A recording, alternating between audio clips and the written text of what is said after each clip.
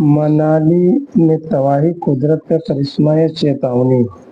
मनाली वो जगह है जहाँ हर साल लाखों सैलानी आते हैं। कोई बर्फीली चोटियों की ओर खींचा चला जाता है, कोई देवदार के पेड़ों की खुशबू लेने के, कोई यहाँ की नदियों की कलकलाहट ध्वनि सुनने के लिए आता है, तो कोई शांति और खामोशी की तलाश में। लेकिन इस बार इस स्वर्गीय धरती पर ऐसा तूफान टूटा कि लोग कहते नहीं कि थक रहे हैं। ये कुदरत का करिश्मा नहीं बल्कि तांडव है। बादलों का फटना। सुबह का समय था, आसमान में काले बादल घिर आए। लोग सोच रहे थे कि शायद थोड़ी बारिश होगी, मौसम और सुहाना हो जाएगा। लेकिन लेकिन ये सोच जल्दी ही डर में बदल गई। बादलों ने अचानक ऐसी गर्जना की कि पूरा इलाका कांप उठा। फिर मूसलाधार बारिश शुरू हो हुई, मानो आसमान फट पड़ा हो। पहाड़ों से पानी की धाराओं की तरह के उतरने लगा। छोटे छोटे झरने उग नदी का रूप लेने लगे। ब्यास नदी का उफान। मनाली के जीवन में रेखा ब्यास नदी इस बारिश के बाद बेकाबू हो गई। शांत बहने वाली ये नदी अब दहाड़ने लगी। पानी का बहाव इतना तेज था कि किनारे खड़े पड़े पेड़ जड़ों समेत बह गए। कुछ घंटों में नदी का जल स्तर खतरनाक स्तर तक पहुंच गया। लोग कहते रहे, इतना पानी तो हमने अपनी जिंदगी में नहीं देखा। बाजार और सड़कें डूब गई। मनाली के प्रमुख बाजार में कभी सैलानी घूमते थे, हाथों में छत्ते लेकर तस्वीरें खींचते थे। वहाँ अब पानी ही पानी था। दुकानों में के शटर के अंदर भीतर तक पानी घुस गया। कपड़े, वस्त्र, खाने पीने का सामान सब बह गया। सड़कें टूटी, पुल बह गए और दिल्ली, चंडीगढ़ से आने वाले पर्यटक रास्ते में फंस गए।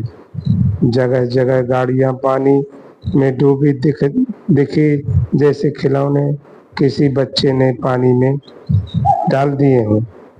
लोगों की चीख और भाग दौड़। बरसात बढ़ गई। गांव और कस्बों के लोग घर छोड़कर ऊंचाइयों की ओर भागने लगे। बच्चे अपनी माँ के गोद में रो रहे थे। बुजुर्ग डंडे के सहारे धीरे धीरे ऊपर चढ़ रहे थे। किसी ने छत से छलांग लगाई, किसी ने दरवाजा तोड़कर भागने की कोशिश की।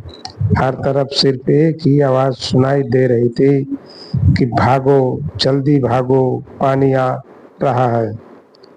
इमारत का गिरना। मनाली के किनारे किनारे बनी कई होटल इमारतें पानी में की मार झेल न सकी। एक होटल की नींव धंस गई और पूरा ढांचा भरभरा गया। नदी के किनारे खड़े लोग दूर से खड़े कर उसका दृश्य देख रहे थे। किसी ने मोबाइल से वीडियो बनाया तो किसी ने भगवान का नाम लेकर आंसू बहाए। ये मंजर देखकर लगता था कि मानो कुदरत अपनी ताकत दिखा रही हो और इंसानों को चेतावनी दे रही हो कि मेरा रास्ता मत रोको। पर्यटक फंसे। मनाली घूमने आए हजारों पर्यटक अचानक फंस गए। जो लोग कल तक बर्फ में खेल रहे थे, आज वे किसी सुरक्षित जगह की तलाश में हैं। होटलों में बिजली चली गई, मोबाइल नेटवर्क बंद हो गए, खाने पीने का सामान भी खत्म होने लगा। लोग छतों और ऊंचाई से खड़े होकर सेना और एनडीआरएफ की नावों का इंतजार कर रहे थे। कुदरत का करिश्मा या इंसान की गलती। कई लोग कहते हैं कि ये सब कुदरत का करिश्मा है, पहाड़ों पर बादल फटना, नदियों का उफान, ये सब प्राकृतिक का खेल है। ये सिर्फ करिश्मा नहीं, हमारी लापरवाही भी है। पहाड़ों में अंधाधुंध होटल का निर्माण, पेड़ों की कटाई, नदी के किनारे कंक्रीट की इमारतें, ये सब बर्बादी का बुलावा दे रहे हैं। कुदरत तो बस हमें दिखा रही है कि इस इंसान उसकी सीमा से बाहर गया तो नतीजे भयानक होंगे। राहत और उम्मीद। राहत दल दिन रात लगे हुए हैं, हेलीकॉप्टर से दवाइयाँ और खाना पहुंचाया जा रहा है। सेना के जवान लोगों को नाव से निकालकर सुरक्षित स्थानों पर पहुंचा रहे हैं। गांव के लोग एक दूसरे की मदद कर रहे हैं। गुरुद्वारे और मंदिर में लंगर चल रहे हैं। इंसानियत अभी भी जिंदा है। संकट चाहे जितना भी बड़ा हो, उम्मीद कभी नहीं मरती। टूटे सपनों के बीच हिम्मत। मनाली की खूबसूरत घाटियां इस समय खामोश हैं। जहां कभी हंसी खुशी गूंजती थी, वहां अब चीखे और सन्नाटा है। लोग अपने घरों, बहते खेतों, उजड़े सपनों को देखकर रो रहे हैं। लेकिन इन सब के बीच एक आवाज भी सुनाई देती है, हम फिर से खड़े होंगे। निष्कर्ष।